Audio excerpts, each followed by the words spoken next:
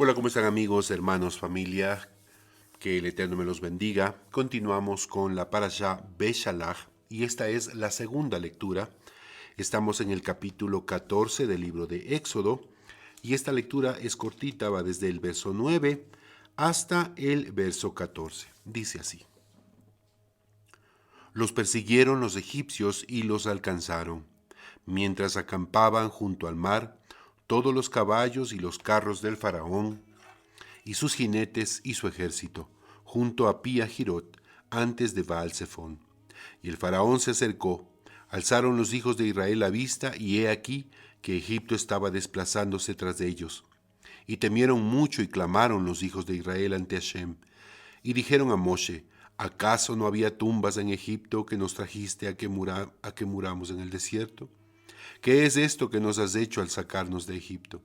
¿Acaso no es esto lo que te manifestamos en Egipto diciendo: déjanos y serviremos a Egipto?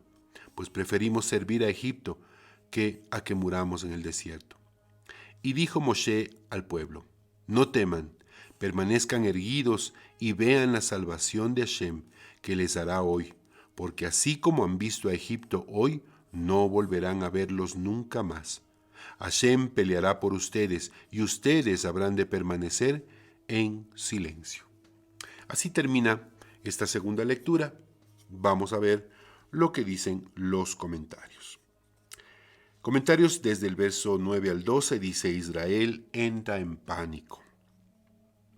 Los judíos vieron que la fuerza que venía persiguiéndolos no solo era enorme y poderosa, sino también unida y perfectamente organizada, como da a entender el versículo 10, donde se describe al ejército egipcio usando la forma singular en vez de la forma plural.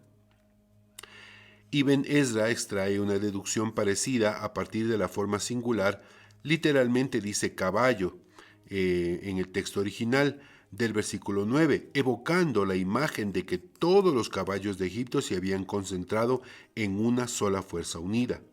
Esto atemorizó a los judíos y provocó que clamaran ante Dios en plegaria y protestaran ante Moshe por haberlos sacado de Egipto. Estas actitudes representan dos enfoques contradictorios. Un grupo de judíos se aferró al oficio de los patriarcas, rezando en momentos de peligro, perfectamente conscientes de que, como dijo el rey David, algunos con carros y otros con caballos, pero nosotros, en el nombre de Hashem, nuestro Dios, clamamos. Así dice el libro de Salmos, capítulo 20, verso 10.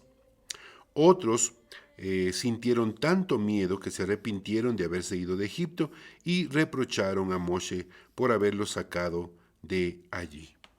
Me tomo unos segundos para hacer un comentario personal.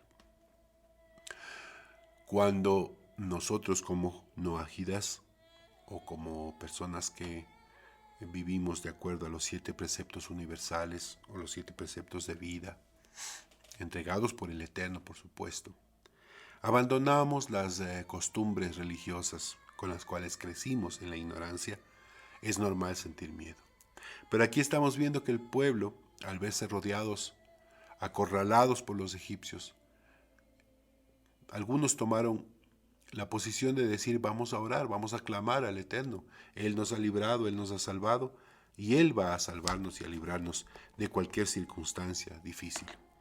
Y otros, en cambio, pensaron en retornar a Egipto. ¿Para qué salimos? Voy a parafrasear este pensamiento. ¿Para qué nos salimos de la religión en la que estábamos? Ahora ya no festejamos muchas cosas, ya no creemos en muchas cosas. Pero estas son las dos opciones, las dos posiciones en las que nosotros podemos ponernos, ¿no? Y aquí están claramente expresadas en esta historia. Fin de mi comentario. Continúo con el comentario del Humash. Dice: Ramban conjetura que ellos no perdieron la fe en Dios, sino en Moshe, llegando a sospechar que él había actuado por propia iniciativa al conducirlos a una situación tan precaria. El Or Ahaim es un comentarista, ya vamos a hablar más adelante de él, menciona otra razón por la que tuvieron miedo. Los judíos no habían visto solamente un ejército de carne y hueso junto al faraón, sino también a Mizraim, es decir, el ángel guardián de Egipto. Eso les hizo pensar que Dios seguramente se había vuelto en su contra. Si no, ¿cómo podría explicarse que un ángel se uniera a los egipcios? Sin embargo, en verdad, la aparición del ángel servía para dos fines. En primer lugar, el terror que éste inspiraba motivó que los judíos alcanzaran un nivel más elevado de contrición y de plegaria. En segundo lugar, Dios quería destruir el poder del Estado egipcio de aquella época para que nunca más pudiera representar una amenaza para Israel. Esto lo haría venciendo a su poder espiritual representado por el ángel. Continúa con el comentario del verso 11, donde dicen ellos: ¿acaso no habían tumbas en Egipto que nos trajiste a que muriéramos en el desierto? Dice así el comentario: pero el peligro al que se enfrentaron no estaba en el desierto en sí, sino en el ejército del faraón. Según Rambán, se estaban refiriendo a una anterior queja que habían formulado a Moshe respecto a que temían salir al desierto donde no había ni comida ni bebida, sino solamente el espectro de morir, ya sea de sed o de inanición.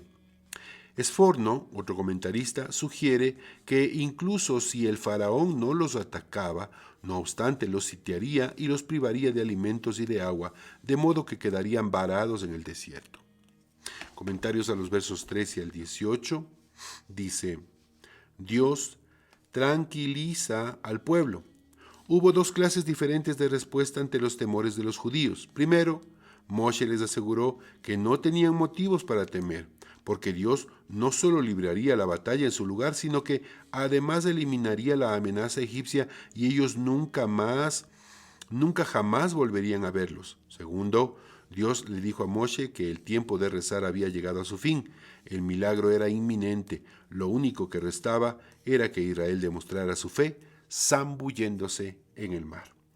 Ahora va a ser un comentario individual para el verso 13, donde dice la escritura: permanezcan erguidos y vean.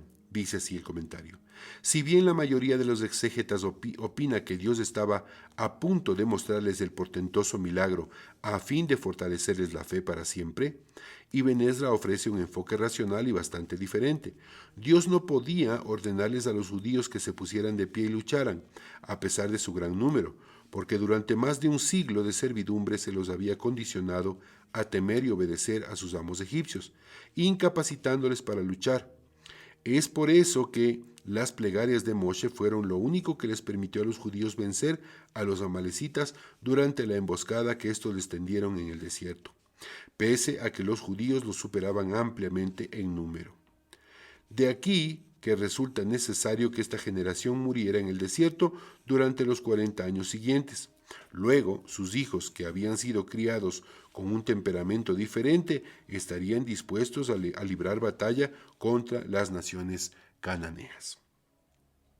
Continúa el comentario y dice, en donde dice: no volverán a verlos nunca más, dice: después del milagro en el mar que vendría a continuación, en las postrimerías del cual los judíos verían a los egipcios muertos en la costa, el pueblo de Israel jamás volvería a ver a los egipcios. Or Ahaim comenta que este versículo lo está enfatizando, que la salvación tendría lugar hoy, para que los judíos no temieran que así como Moshe tardó 12 meses en completar su misión en Egipto, así también en el mar, tal vez tendrían que enfrentar un prolongado periodo de confrontación con esa nación. Así termina esta segunda lectura y los comentarios del Humash a esta segunda lectura de la Parashá Beshalach. Que el Eterno me los bendiga. Shalom. Shalom.